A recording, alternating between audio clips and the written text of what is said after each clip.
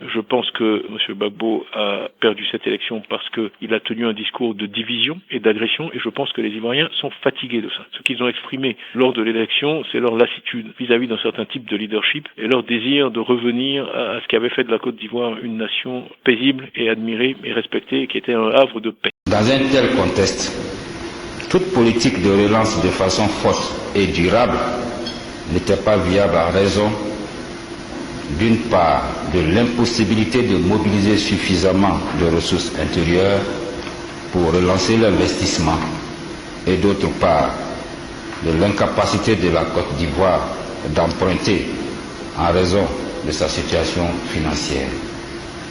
La viabilité des finances publiques n'existait plus. Le revenu par tête doit être supérieur à 786 $.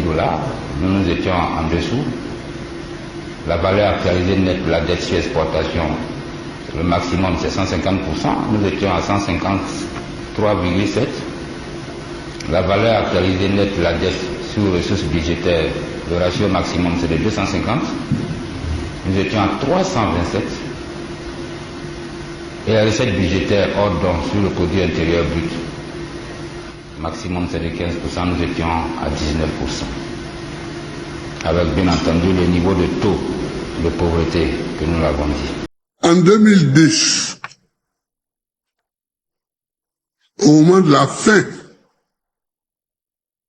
de mon pouvoir, la dette totale était de 7 760 milliards.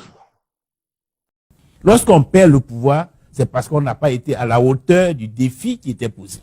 Ce n'est pas une fatalité.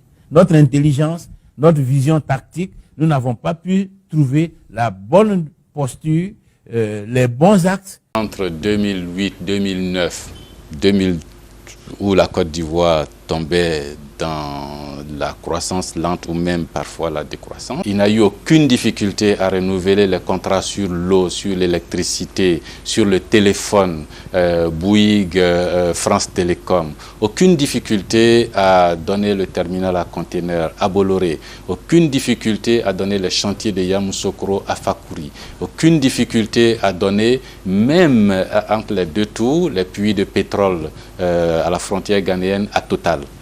Et c'est quand même Bolloré qui a financé, soutenu avec Stéphane Fuchs la communication politique du président Gbagbo. C'est quand même la Sofres qui a fait les sondages pour le compte du président Gbagbo sur les élections.